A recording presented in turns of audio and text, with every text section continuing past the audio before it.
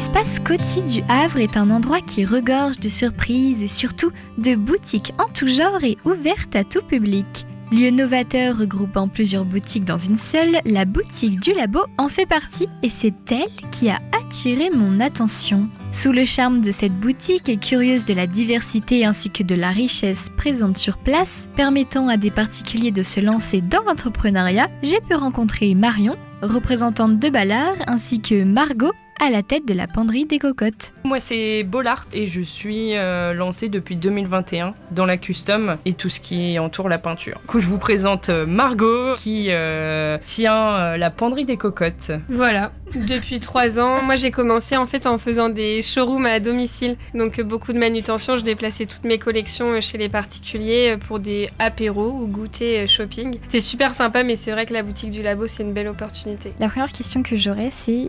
Qu'est-ce que c'est cette boutique ? C'est quoi son concept ? Alors la boutique du Labo, c'est une boutique collaborative qui est à l'initiative de la mission locale. Donc c'est la première boutique collaborative ouverte par la mission locale de France. Donc c'est un concept unique qui a ouvert maintenant ses portes il y a 4 ans. L'idée c'est vraiment de se partager un espace autour de la création, de l'entrepreneuriat. Donc actuellement on est 7 dans cette boutique, on va tous être entrepreneurs locaux du Havre du coup. Donc on est solidaires des ventes, on est solidaires des permanences, on est tous capables de vendre les produits des uns des autres et voilà, c'est un endroit vraiment sympa où on aime s'y retrouver. Vous, du coup, comment vous avez connu séparément cette boutique ? Moi, on est venu me contacter. C'était une personne qui était déjà dans cette boutique, qui a vu mon travail via les réseaux sociaux et qui m'a dit que ça pouvait être intéressant pour moi, pour mon développement d'entreprise, de me rapprocher de la mission locale et du coup de postuler pour arriver dans cette boutique dont maintenant je fais partie depuis 1 an officiellement en ce mois d'octobre. Moi, c'était en septembre l'année dernière. J'avais invité Laura, la créatrice de l'atelier numéro 23, à venir chez moi pour une porte ouverte afin de proposer à mes clientes un petit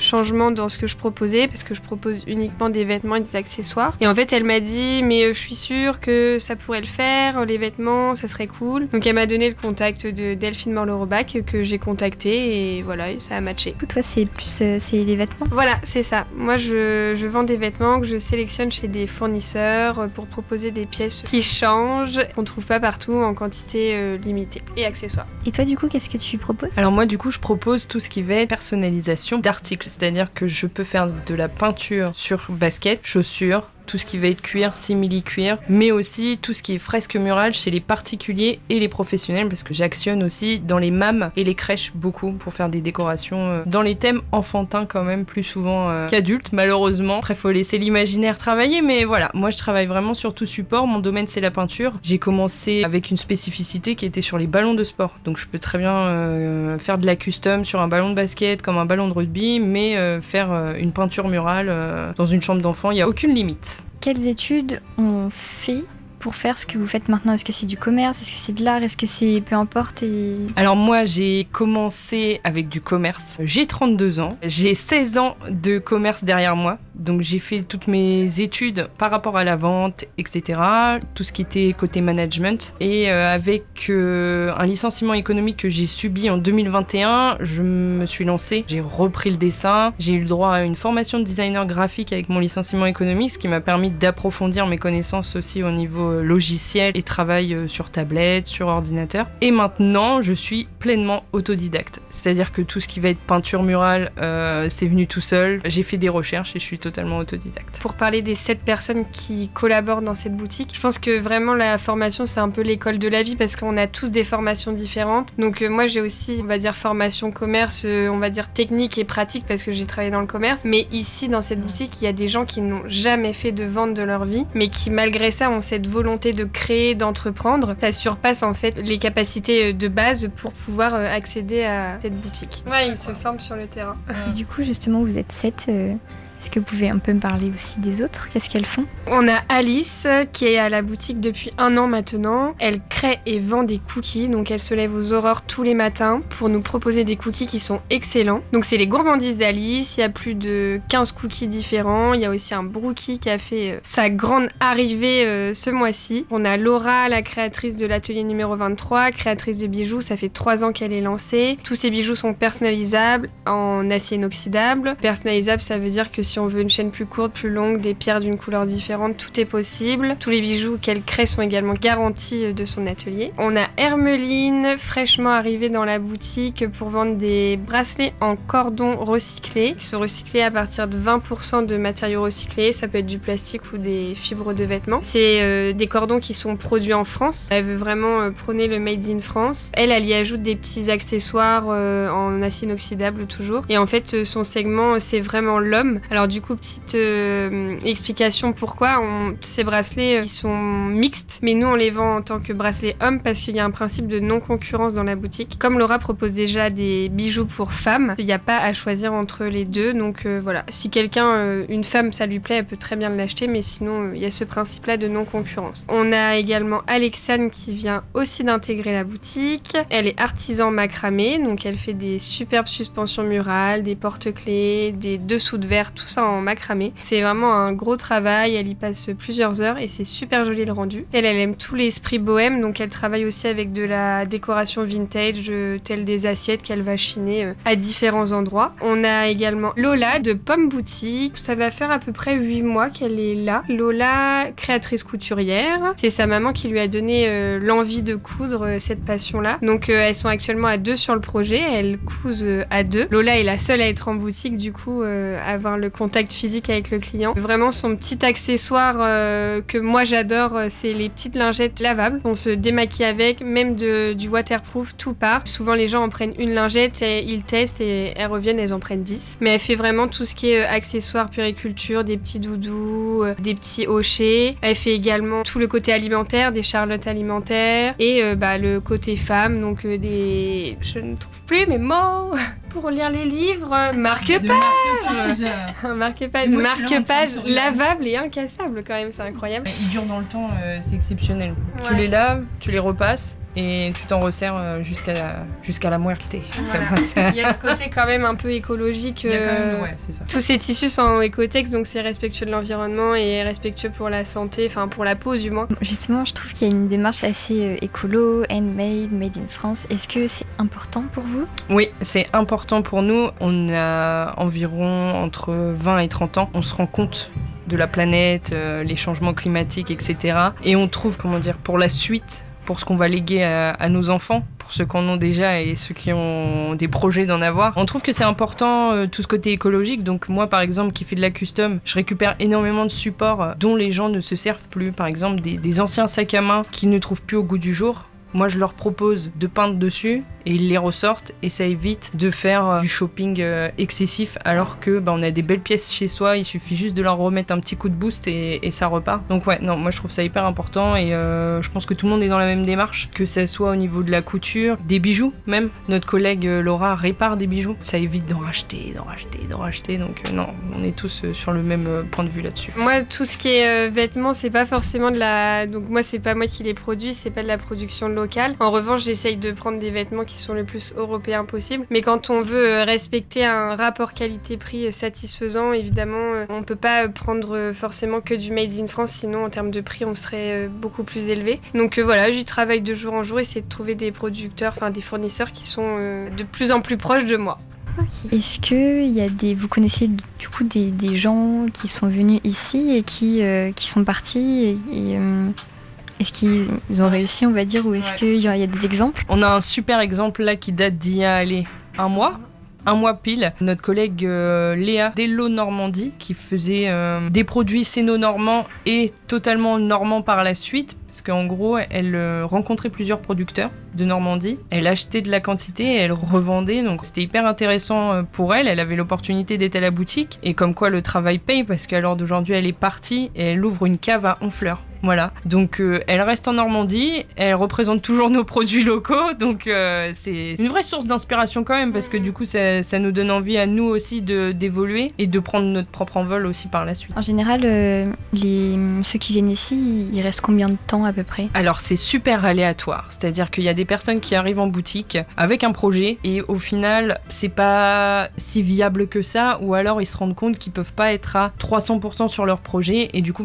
malheureusement ils viennent peut-être 3 à 6 mois et repartent parce que pas assez de temps à consacrer à la boutique, pas assez d'énergie, parce qu'il y a d'autres projets de vie à côté. A contrario, il y en a qui restent 1 an, voire un petit peu plus d'1 an, parce que oui, il y a projet d'ouverture de boutique, il y a projet de... Et là, on est sur de l'accompagnement long terme, parce que même avec la mission locale, ils nous aident avec nos mécènes, etc., à avoir des clés pour ouvrir ces portes qui sont à côté, quoi. La volonté de cette boutique, c'est aussi d'accompagner le plus possible. En fait, un accompagnement sur 6 mois, 1 an, c'est limite pas assez, en fait, le temps de se créer une clientèle, de la rendre fidèle. Il faut vraiment 1 an et demi, 2 ans pour que ça soit viable par la suite. Ça fait combien de temps que vous êtes ici ? Moi, ça va faire 1 an d'ici 2 jours.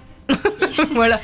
Et toi ? Et moi, 1 an fin novembre. Et du coup, vous avez déjà vu une évolution ? Est-ce que ça vous aide vraiment ce principe-là et ça vous amène de la clientèle ? J'ai carrément évolué ma clientèle, mon chiffre d'affaires, même tout. En fait, ça m'a permis d'augmenter ma quantité de produits parce que forcément plus de trésorerie. Ça m'a permis déjà aussi de rencontrer beaucoup plus de gens, que ce soit des clients, mais aussi des collaborateurs. Enfin, Marion qui est avec nous, c'est devenue une amie. Laura, c'est devenue une amie. Les autres, je m'entends tous très bien avec. Et ça nous permet aussi de rencontrer des futurs peut-être collaborateurs qui ne font pas partie de la boutique, mais qui viennent, nous demandent plein d'infos. Donc voilà, très enrichissant cette rencontre. C'est toute l'aventure qui est enrichissante parce que au-delà de, oui, on est 7 à travailler ensemble, ça peut très bien monter à 8, comme descendre à 6. C'est des challenges de tous les jours parce que forcément, quand on est une équipe d'auto-entrepreneurs, on n'est pas forcément habitué à travailler avec d'autres personnes. Comme Margot l'a dit précédemment, c'est enrichissant. Que ce soit autant professionnel que personnel, on apprend à gérer des choses qu'on n'avait pas l'habitude de gérer en tant qu'auto-entrepreneur. Faut qu'on s'organise pour nos propres plannings, faut qu'on s'organise même au niveau de la déco. On se fait un petit budget commun pour décorer la boutique, que ça soit agréable aussi par rapport aux saisonnalités. Là, par exemple, je sais pas si vous avez vu, mais en arrivant, on a mis les petites vitrines en mode un peu automnal avec des citrouilles, des petites feuilles,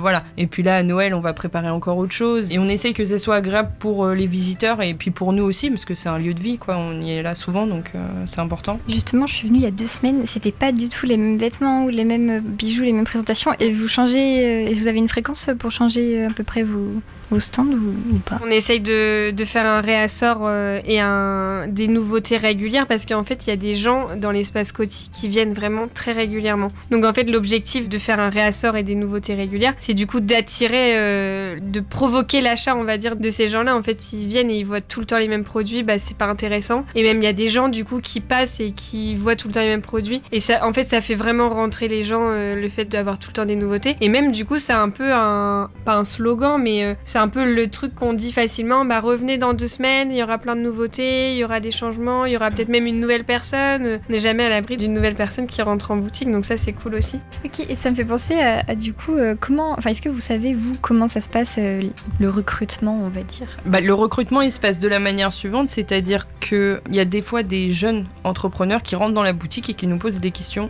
directement. Et de là, on leur dit qu'il faut se rapprocher de la mission locale, mais pas de la mission locale, de la branche spécifique qui s'appelle le labo. Le labo, qui est une branche de la mission locale, c'est vers eux qu'il faut se rapprocher pour tout ce qui va être entrepreneuriat, projet d'entreprendre, etc. Eux, ils sont vraiment dans l'accompagnement d'un projet, c'est-à-dire qu'on peut partir juste d'une idée, se rapprocher d'eux, et eux font le PEC, c'est-à-dire le parcours d'aide à la création d'entreprise, qui permet d'aboutir son projet qui était dans la tête et que ça devient réel. Et après, si au niveau de ce parcours ça se passe bien, on peut tout à fait intégrer la boutique sans problème. On donne tous notre accord. Quand il y a quelqu'un qui veut intégrer la boutique, on fait une réunion pour savoir si on est tous d'accord.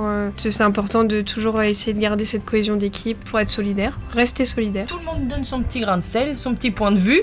Et puis, non, souvent ça se passe bien parce que c'est des projets hyper intéressant à chaque fois. Là récemment par exemple, Alexane qui est rentrée en boutique début septembre avec le macramé, la vaisselle chinée, etc. Lors de notre dernière réunion, Delphine, Madame Morle-Robac nous avait posé la question, est-ce que ça vous intéresserait cette personne, etc. Et vu que non concurrence, forcément avec personne, on a dit bien sûr que oui, grand bras ouverts, et voilà. Mais c'est comme ça qu'on valide les prospects. Expliquez du coup ce qui va se passer, le changement de la boutique. Du coup, nous, notre boutique, elle reste ici, elle bougera pas, du moins de ce que je sais. Mais il y a une nouvelle boutique en fait qui va ouvrir à Fécamp. Donc c'est Séverine de la mission locale, toujours rue Jules Le Seine, qui est en charge de ce projet-là. projet-là. Et en fait, l'idée, c'est de faire exactement le même concept, mais à Fécamp, parce que du coup, il y a aussi une mission locale à Fécamp. Et aussi de pouvoir donner l'opportunité à d'autres jeunes d'intégrer une boutique comme la nôtre. Forcément, nous, on peut pas pousser les murs, on peut pas intégrer 20 personnes, mais du coup, de recréer le même concept à Fécamp, voilà, c'est le projet normalement pour la fin 2023. Après, on n'en sait pas plus.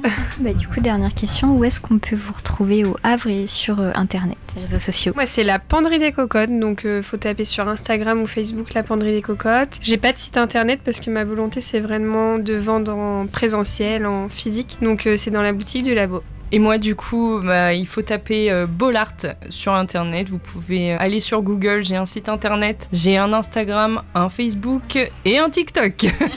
Par rapport à mon domaine, les réseaux sociaux, c'est hyper important. Tout ce qui est artistique, peinture, etc.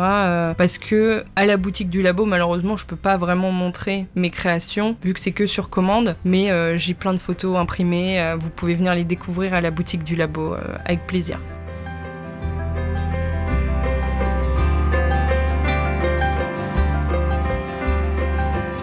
Merci à Marion et Margot, présentes sur place, et à toutes les personnes avec qui j'ai pu échanger. N'hésitez pas à passer les voir, que ce soit au 22 rue Casimir-Perrier, à l'étage de l'espace Coty, ou sur leurs réseaux sociaux que vous pouvez retrouver dans la fiche podcast de notre site west-track.com. C'était Camille pour West Track Radio.